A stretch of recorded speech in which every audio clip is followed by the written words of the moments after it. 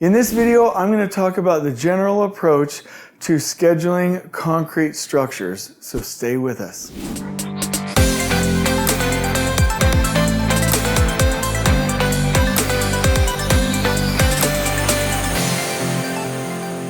Welcome everyone, I hope you're excited about this. I'm super excited about it. In this channel, the LeanTakt YouTube channel, we've covered how to plan exteriors, how to plan site work, and now I'm going to talk about concrete. It's not much different, but I will say, let me just give you a little bit of a story. When I used to work at Hensel Phelps, we were required to do these SIPs, these production plans, and we did them in Excel, and they were color-coded, and we nailed it. Like, we would go through a risk review meeting or a fresh eyes meeting for self-perform work, and it worked every single time. And it fits inside the takt format, and that's what I'm going to talk to you about right now.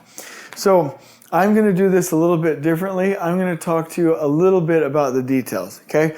So typically when you're scheduling concrete, like let's just say, let's do an elevator, okay? Let's say that you have your concrete structural drawings for foundations or for whatever.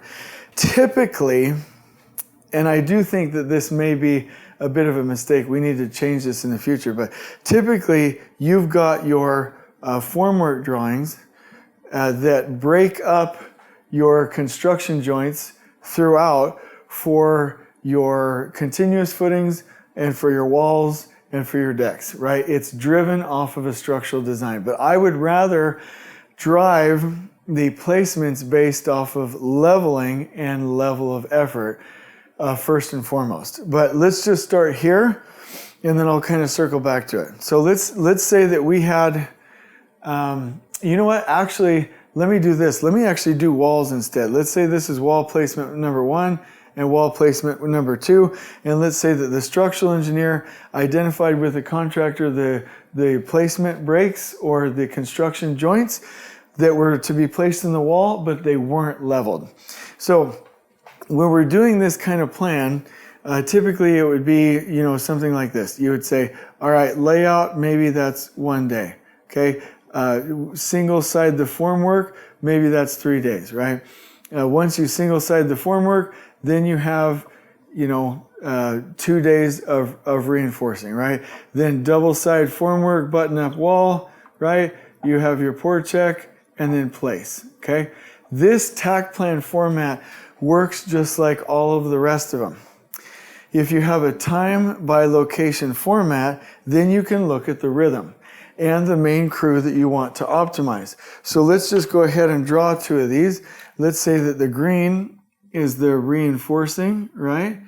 And that the blue is the formwork, all right? What I would prefer that we did in the future is start to analyze this and look at the rhythm.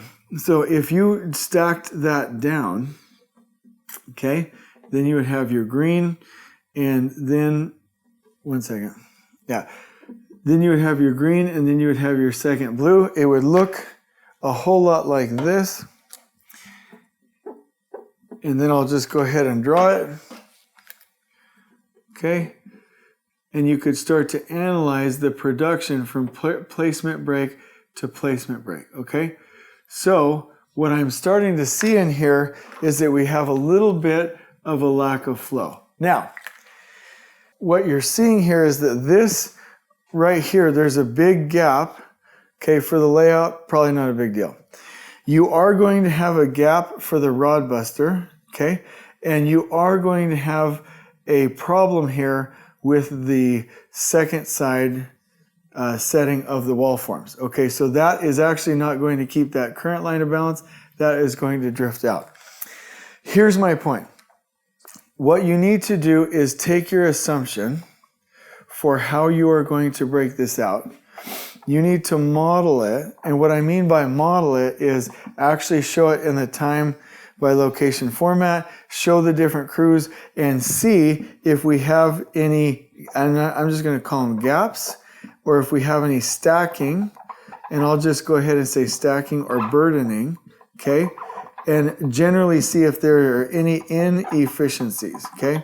So The point here is to look at this and say to myself, okay, well, the way the cages are, if I broke these into half, then this would actually match the duration of my rod busters, and I would level it out and shorten my overall duration. Or, actually, if we, for the second side formwork, if we did that a little bit differently, where we simply erected the panel and we already had the walkway on the backside, that would go faster. Whatever the case may be, analyze this so that one day you don't have the inefficiencies. You have the actual beautiful flow. So like, for instance, I would do a couple of examples here. I would say, what if we cut the zones or the placements in half?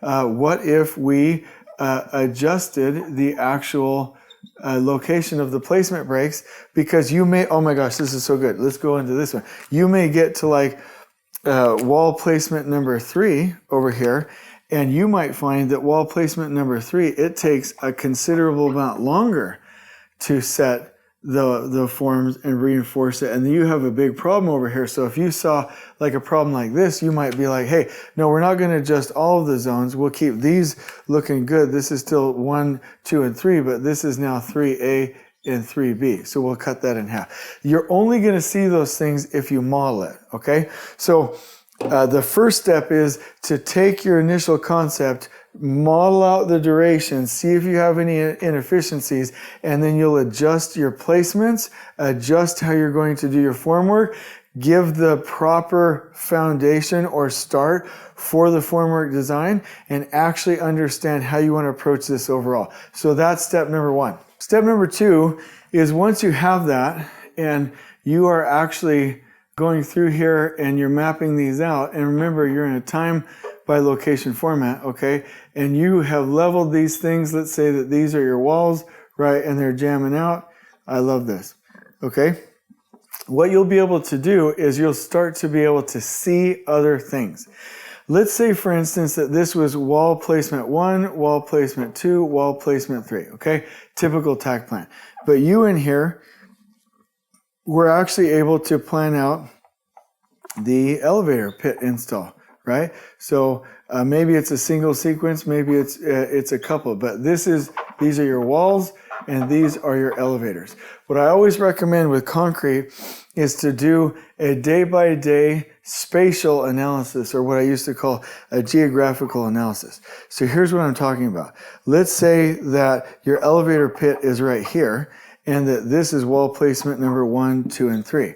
You probably already see what's going on here, right? So if I come down here and I say, all right, let me just do it. Day number 1, okay, over here, I'm laying out the first set of walls. Okay, day number 2, I'm laying out the second set of walls, and I'm doing one side here. All right, day number 3, I am laying out the walls for zone 3, one siding here, and I'm reinforcing in the center of this. Okay, then I get all the way over here to day number 5, and it's like, okay, then what we're doing is we have a pump set up here, and we are placing the walls, and we are over here we have a forklift, okay, installing the cage for wall placement number 3, and. Then you see this situation, you're like, well, wait a minute, I'm doing all this, the pump fits, the forklift fits, right? Let's make that a little bit more to scale. But I can't be over here excavating this elevator while I'm placing that wall.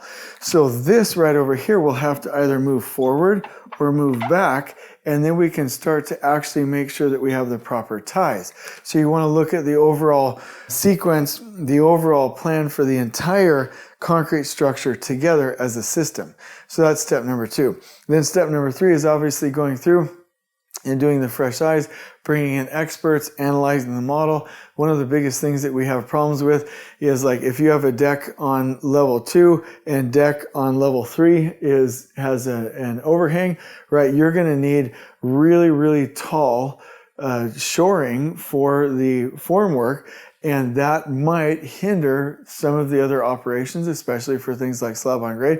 So you'll want to look at this plan, do the day-by-day analysis, look at the model, get it reviewed, compare it to the formwork drawings, and get your concrete experts, involve the last planners, and vet it and make sure that you have the right buffers. So that by the time you have this complete, you have a complete sequence. Yes, I said it, you may have buffers here and there. Things have been moved to the proper sequence, right? We don't have any problems where we're starting something too soon, and then at the end of the overall production plan, like I said, we have some buffers and we're hitting the target.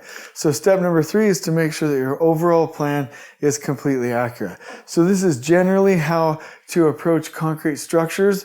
It will look like a mix between a takt plan and a Gantt chart, but it all comes down to visualizing it. I would say get rid of the weekends in your format, color code every one of the steps, go through and make sure that your sequence works, that you don't have improper placement sizes, that you have the right number of them, and that you have all of the trades leveled and packaged as crews as best as you possibly can, and that every major component syncs together as a part of the overall plan.